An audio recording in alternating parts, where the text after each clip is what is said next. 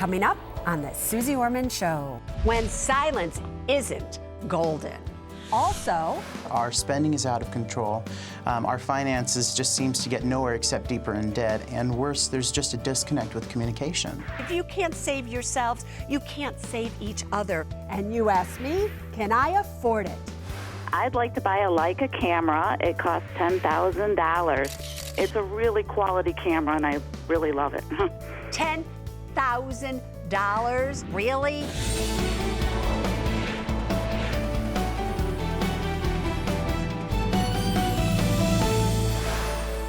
Hi, everybody. I'm Suze Orman, and you are watching The Suze Orman Show. Tonight, I want to talk to you about when silence isn't golden. So let me tell you what I mean by that. So many of you write in to The Suze Orman Show, and you tell us and the producers all about your problems when it comes to money. And usually those problems have something to do with the person you're in relationship with. But here's what's so sad. I found that you tell me, but the person you're living with doesn't even know that you wrote in to the Suze Orman Show. Now, if you're finding yourself in a situation where the only person you can talk to about your money is me, and you can't even tell the person that you're loving, supposedly, that you wrote into the show, I have to tell you that is a key indicator that something is wrong. Because when you really love one another, there isn't anything that you can't talk to one another about. And money is actually one of the easiest things to talk about if you're just willing to be honest with one another. And you're about to see all of this come to life right here and right now with our one-on-one, Rob and Derek. They're coming to us from Detroit, Michigan. Derek is 28 and a college admissions officer. Rob is 41 and a part-time administrative assistant and student. They've been together almost 3 years, and for almost 3 years, they've had problems with their money. Derek, you wrote in. I want you to tell everyone what the problems are. Well, Suze, the problem is really from the beginning. We, first of all, have not managed our money well. And even worse, we really haven't communicated well about money to each other. So that's what initially prompted me to write into the show to ask for help for a smackdown, because our spending is out of control. Our finances just seems to get nowhere except deeper in debt. And worse, there's just a disconnect with communication. So, Derek, when all of this is going on in your mind with miscommunication or lack of communication about money, how does that, for you, affect how you feel about Rob?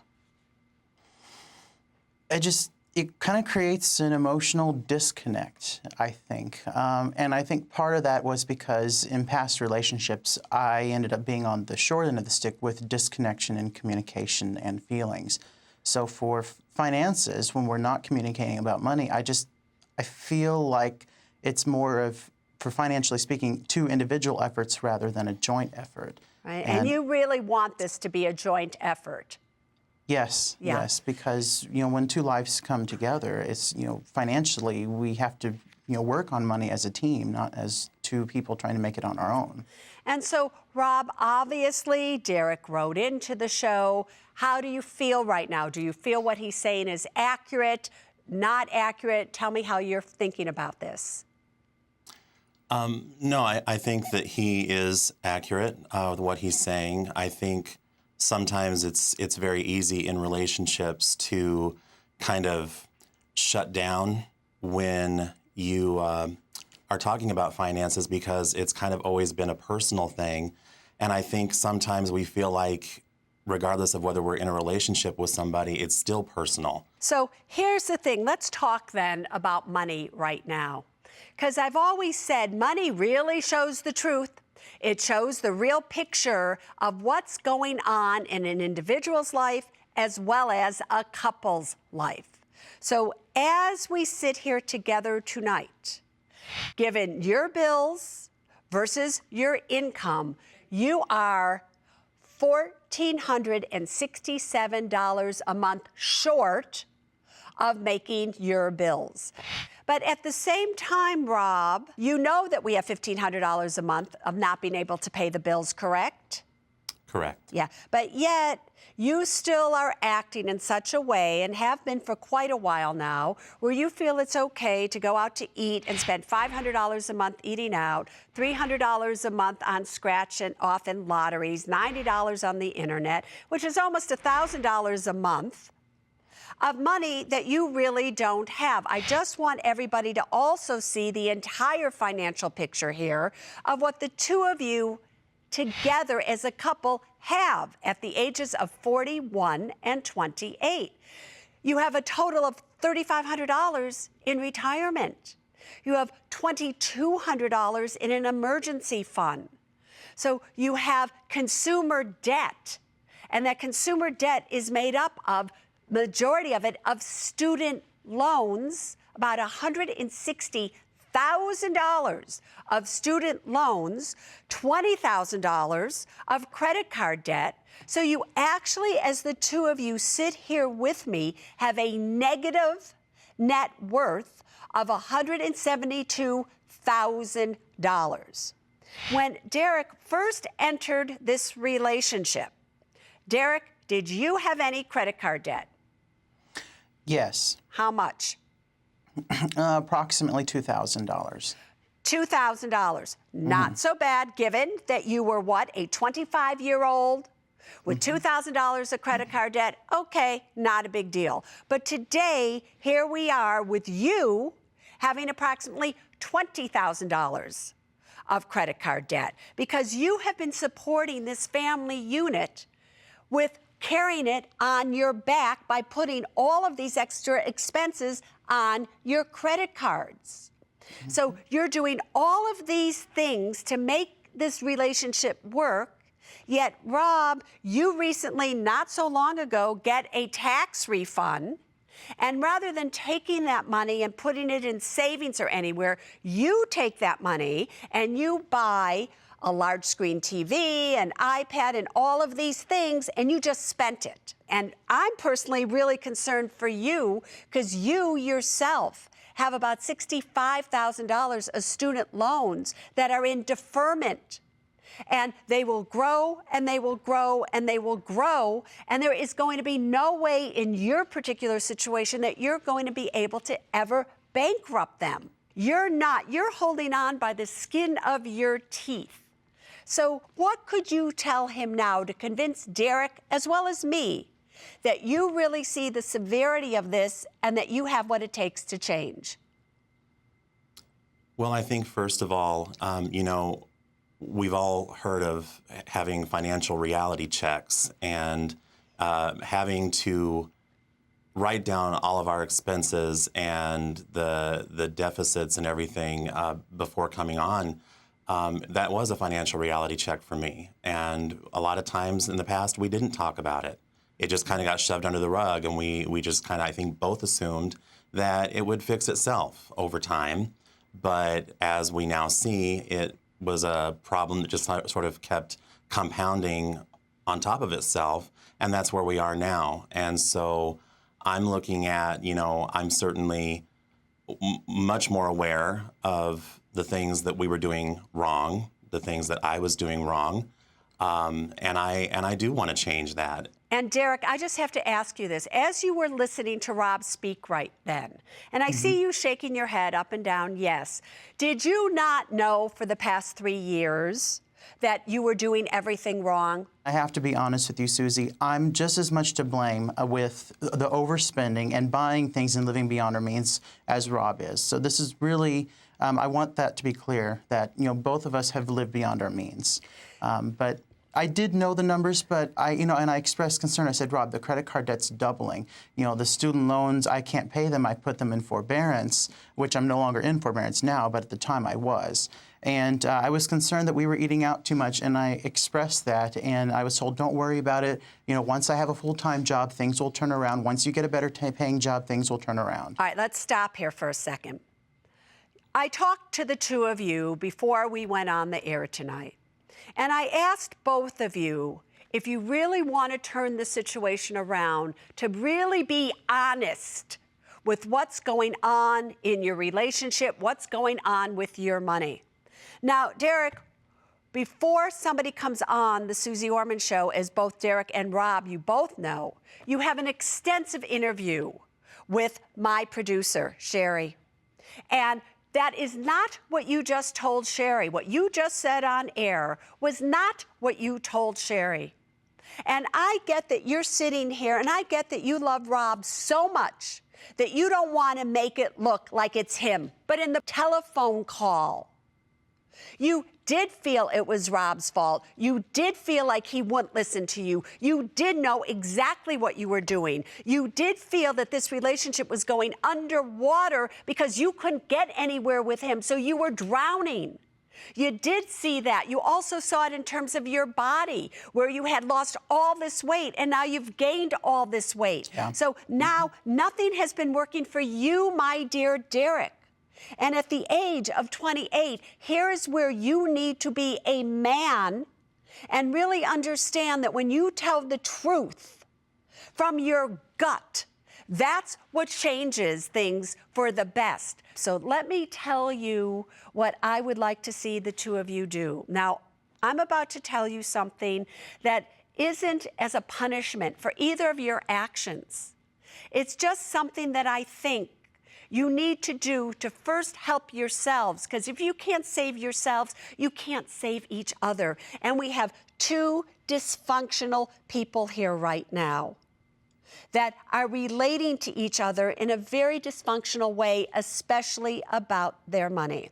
So I say this to you with the utmost love and compassion, and it's not an easy thing that I'm about to say. After going through the paperwork, reading every word that you wrote, looking into the notes that Sherry took about what both of you said, Derek, you currently live about an hour or an hour and a half away from a job that you absolutely love. I have to get you in a situation where you can save as much money as you possibly can save, because I have to get you out of credit card debt, boyfriend. I have to get you on the path where you're putting money in a savings account and a retirement account, because these are your most vital years when you are in your 20s to build your future. And Rob, I need to get you into a situation where you know on your own what you are capable of doing, that you are capable of supporting yourself. You're capable of being this great man that resides within you. Yet you can't quite find that person. And when other people save you, you don't have to save yourself.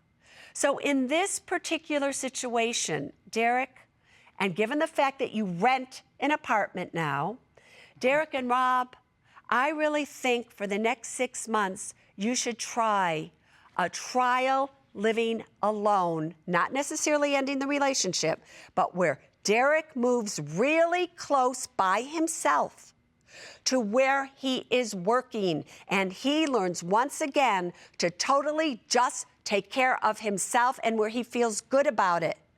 And you, Rob, live by your own self as well, where you have to go out and make money. You have to pay the rent. You have to pay the bills. You have to figure out on your own how to make your life work. That doesn't mean you can't see each other. It doesn't mean you can't date.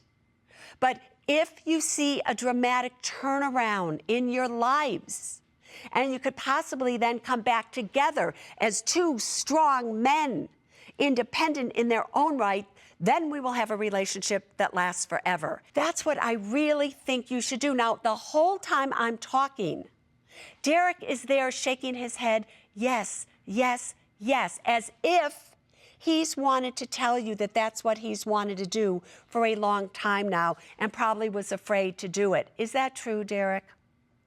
Yes. Yes. Yeah. I have to stand in my truth, yes. All right. So I just said it for you. Rob, I hope you don't feel that this is everything coming down on you, because this isn't about that. This is about you needing to show yourself as well what you can do alone.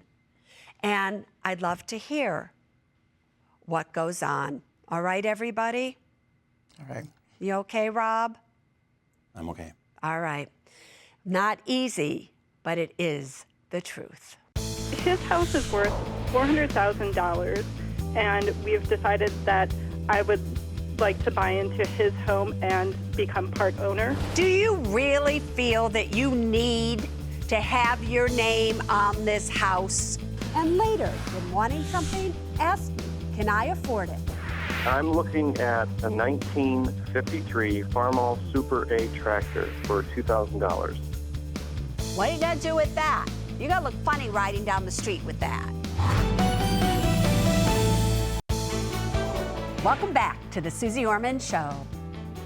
Let's go to Amy. What can I do for you, girlfriend? Hi, Susie. Thanks so much for taking my question. I'm about to get married for the second time, and I'm going to sell my current home and move into my fiance's home. His house is worth $400,000, and we've decided that I would like to buy into his home and become part owner in that, a 50% owner. Uh-huh.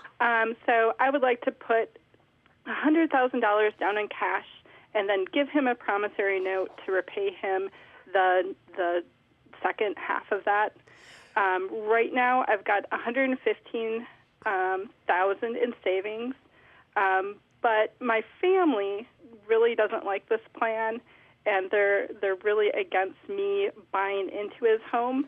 But I really feel that I need ownership to kind of make this marriage work. So, Amy, does he own this house outright? He does. He does. And when you do this, what is he going to do with that cash? We've agreed that he would put it in a non-marital investment, and so it wouldn't be like especially the second half of that, $100,000. So this would be his money, and that if you got divorced, he gets to keep that money, correct? Yes. And you own half of that house. Yes. Do you really feel that you need to have your name on this house? Or don't you want some security where you are selling your home? Wouldn't you want that money just in your name in an account that's non-marital?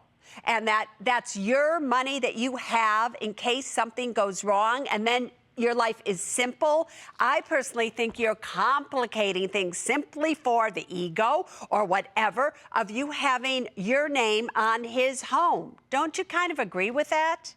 I think we're both in pretty financially stable positions. I think it's going to become more complicated when we want to put new carpet in or do additions. I think I'm going to feel like a renter in his home unless I have, an ownership in it. All right, so let's do this. Before you do anything, let's get married. Let's move into his home. Let's see how you feel living in his home, and if in fact you really feel like that. I've been with KT now for a number of years, 13 years. She has a home in San Francisco. I didn't buy into her home in San Francisco. I wanted her to keep it in her own name, but I feel like it's our home totally. So maybe you should change your feelings and be a little bit more open-minded about that than taking every penny and putting it where? Into his home. We are going to California, and Joe, boyfriend, what can I do for you? Hi, Susie. Here's the question. My mortgage is underwater right now.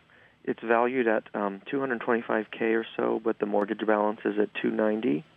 And I currently have a 30-year mortgage at 6.5%, and found out I qualify for the government's HARP refinance. Great, yes. But I'm wavering between a 15-year term that has a higher payment or a 30-year term with a lower one, because then I can put a lot more into my retirement savings. How old are you, Joe? 47. At 47 is not that young, believe it or not, because at 47, in 15 years, you will be 62. In 47, in 30 years, you will be what? 77. That's older. Yeah. Not so old, but it's still older. So if I were you, I would absolutely go for the... Is this a house you're going to keep, by the way? Yes, it is. Then do a 15-year fixed, hands down. Up next, you can't afford to miss can I afford it? I want to spend $1,500 to attend a friend's destination wedding in Kona, Hawaii. Can't your friends just have weddings in places that you don't have to spend all this money to go to their wedding? Also, I'd like to buy a Leica camera. It costs $10,000. Now on savings, you have to hear me out to the end. let me take a picture of this. Let me take a $10,000 picture of $6,000 in savings. What do you want to buy? Whole house generator. Destination wedding in Kona, Hawaii. Farmall Super A tractor. Welcome back, everybody, to the fun part of the Suze Orman Show. This is Can I Afford It? This is where you call in, you tell me what it is that you want to buy. I ask you a few questions. I think about it for a second, and then I either approve or deny your request. Are you ready? Let's go. Al, what do you want to buy? Hi, Susie. I'd like to purchase a whole house generator for about $8,500. The power outages causing my sump pump and well to go out, and we lose food through the refrigerator and freezer. And I also want to provide heating and air conditioning during the winter storms and summer blackouts. Yeah, and so this really, as you look at this, would you think of this as a need or a want? It's definitely a need. I think so. Show me the money. Okay, our take-home pay is around $7,445 a month. That includes Social Security and pensions. Our expenses are $3,328 a month. We have no debt and we own 2 homes outright. Our savings is around $55,000 in liquid, and we have about $504,000 in retirement. And how are you going to pay for this? Cash, hopefully. Cash, hopefully you are, because you're approved. Everybody, please understand, in this situation, not only is it a need, because I know what it's like when all of a sudden you lose electricity and what that can be like. It is not nice. But also, Al's pension is enough to cover his expenses every month. So he has more than enough money to buy 2 generators if he wants to. Teresa, what do you want to buy? Hi, Susie. I want to spend $1,500 to attend a friend's destination wedding in Kona, Hawaii. This will include my airfare and hotel. Yeah, you know, I always look at this when people call in to the Can I Afford It segment. I always think to myself, can't your friends just have weddings in places that you don't have to spend all this money to go to their wedding, and everybody gets into debt or spends everything just to go to somebody else's wedding? That's not the point here. The point is, can you or can you not afford it? Show me the money. My take-home is $3,600 a month, and that includes my job and a military pension. My expenses are $2,365 a month, which includes $1,375 for my rent. I have no debt, and in savings, I have $16,000 liquid and $110,000 in retirement. Girlfriend, what is the rule of thumb on the Suze Orman Show? You need how many months of expenses? 8. 8. So 8 times $2,400 is about $20,000, correct? Correct. You only have $16,000 in your emergency fund minus the $1,500 that you're going to spend on this wedding, I'm assuming. So should I approve you or should I deny you? You have been approved.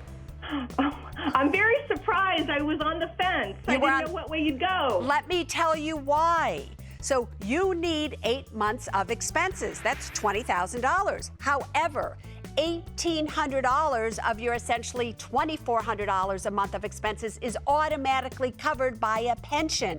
So really, you're only at risk of $600 a month. 600 times 8 is $4,800. You have more in your emergency fund than you need.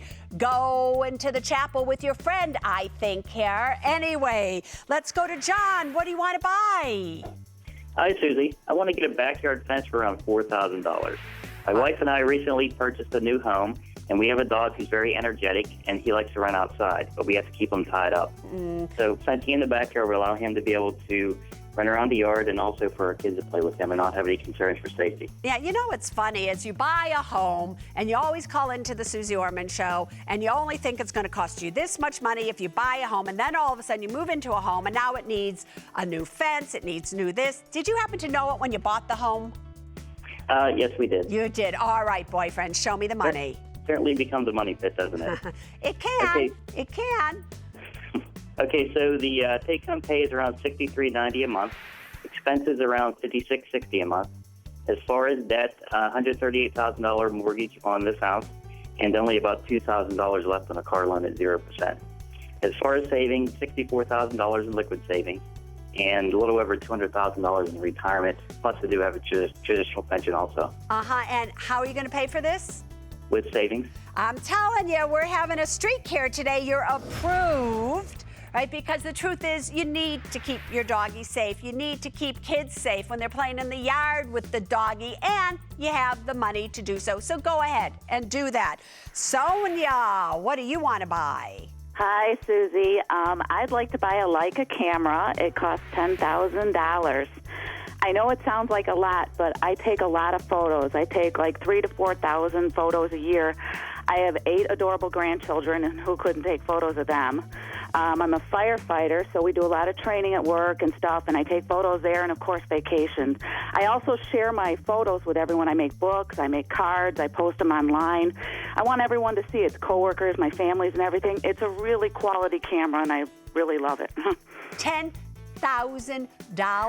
That includes lenses and stuff. And everything. It's like, really? Have you? I mean, I have friends that take at least 3. I mean, KT, okay?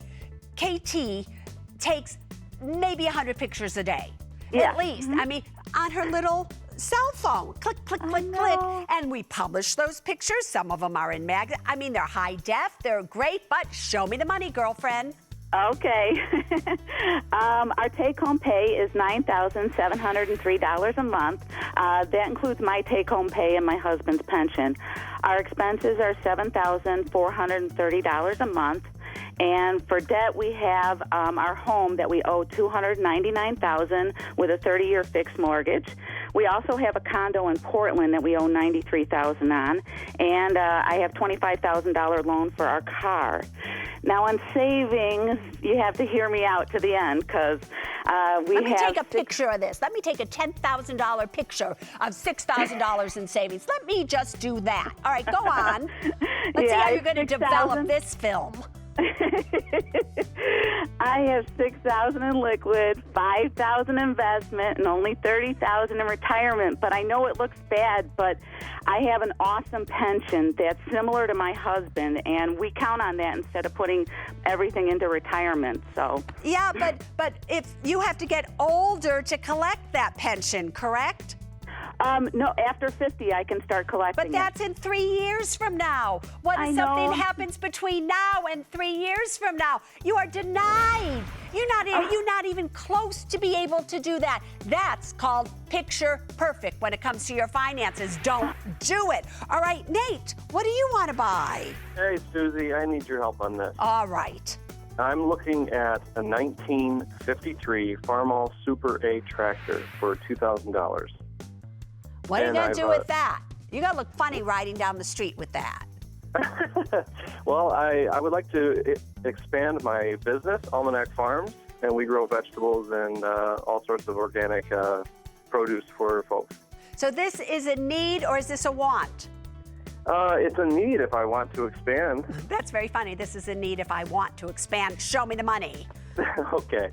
Well, I take home about $3,500 a month. Yep. My expenses are $1,925 a month, and that includes $500 a month for rent. Yeah. For debt, I only have an $11,000 car loan and $5,000 in student loan debt. And in savings, I have $2,000 liquid and $1,000 in investments and a $12,000 in retirement fund. Where are you going to get the money to do this from, to do this? Like I can't even speak anymore because it's like I can't see where you're going to harvest the money from. Well, I was probably going to go after a personal loan. Uh-huh. And how much, and how are you going to pay for that personal loan? Through my own take-home and as well as the sale of products that I currently have. Yeah, and is it possible that you could sell any products without yet getting this tractor? Oh, sure. Sure, it is. Okay, you are denied.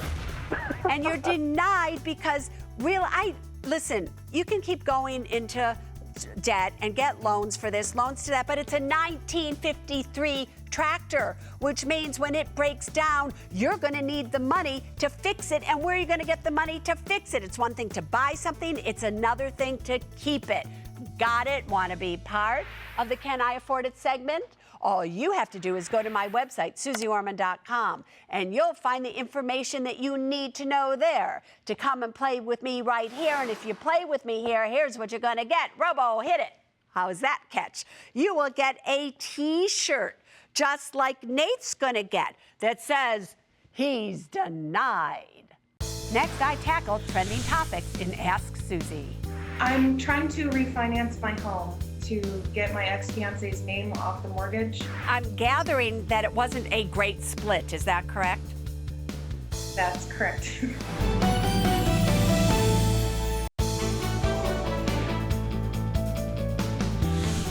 Welcome back, everybody. Where are we? Well, I'll tell you. Take a look around. This is the control room at CNBC headquarters. So many ways that you can reach us. Take a look at your screen. You can join me on Facebook. You can send in an email or send in a tweet. But if you put hashtag Ask Suze in front of the tweet, it comes into us here. If we choose it, your tweet will be on the air. Let's see what's trending right now. At Bike or Fly. I like that, at Bike or Fly. Anyway, my employer just added a Roth option for 403B. Should I switch to that? I have to tell you, Bike or Fly, I think you should. I love Roth 401ks, Roth 403Bs. I love a Roth IRA, period. Why? Because in a Roth, you are going to invest with after-tax money. You've already paid taxes on it. So as it grows, and it grows, and it grows later on in life, when you do go to take it out, it will be tax-free. I like knowing what I see is what I get. So go for it. Let's see what else is trending. At GDEVE7953, my grandpa, who's 90, has a broker that says that fixed income is the only way to invest, even if rates go up. Is he right? Well, I'm assuming we're talking about how should your grandpa invest. Now, if all he wants to do is fixed income, are you kidding me? There's no diversification there at all. It's one thing to have fixed income and you buy different bonds or bond funds. And for those of you who don't know, fixed income usually means a bond or a bond fund where the income is fixed to you regardless of what the price of the asset is doing. But you want diversification. You don't want all of your money, regardless of your age, in bonds. You want your money somewhere that also makes sense for what's happening in the economy. And if interest rates go up, the price of bonds and bond funds go down. So if I were your grandpa, I might have some in individual bonds, but I would also have some in high-yielding safe, where the yield is safe, dividend-paying stocks. I would do all kinds of things, but I would not just put all of my money into fixed income at this point, and I specifically wouldn't put a penny into a bond fund. Let's go to Susan, who's coming to us on webcam from Indiana. Girlfriend, you have a question for me? Hi, Suze. Yes, I do. I'm trying to refinance my home to get my ex-fiance's name off the mortgage, but the appraisal came back too low, so I need to bring about $5,000 to closing, which I don't have in liquid savings. But I really need to move on with my life, so would it be all right in this circumstance if I borrowed the money from my 401k? Well, here's the thing. Did I just hear this right? Your ex-fiance. So I'm gathering that it wasn't a great split. Is that correct? That's correct. That's correct. And I'm gathering that you do not have the most loving of feelings for him right now. Is that correct? Well, I don't wish any harm to him, but yeah, but he's not the fondest person in your sphere of friends right now. So why do you want his name off the mortgage? Because here you are, you really don't have the money to refinance. Having his name on the mortgage doesn't hurt you. If you can't pay your mortgage, it will then hurt him.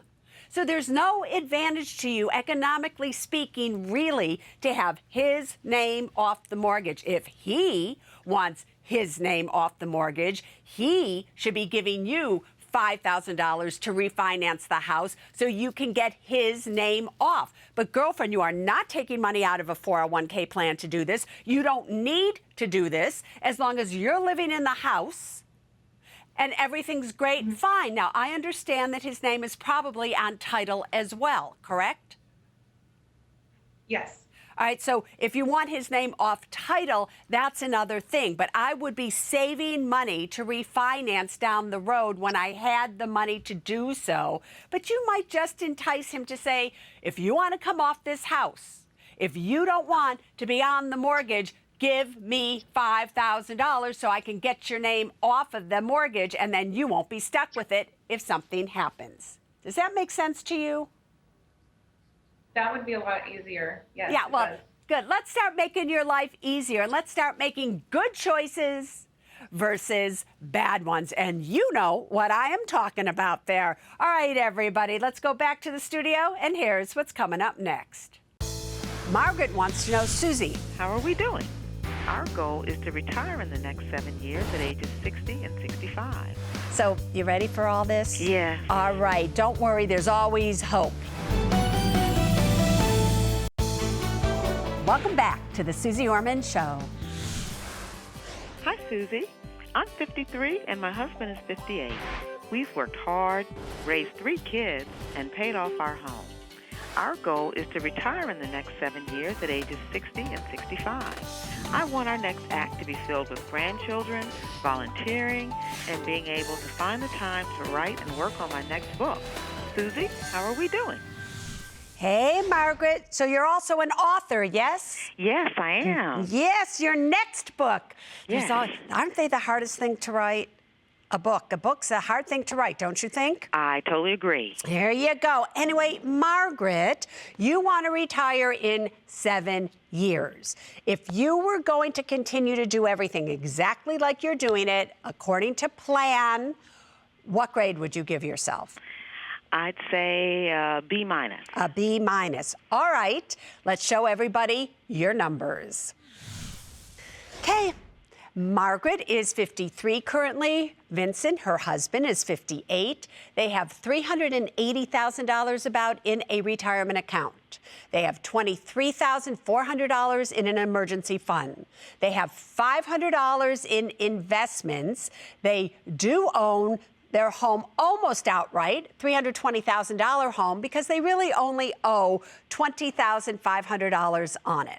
So their total net worth at this moment in time is $703,000 approximately.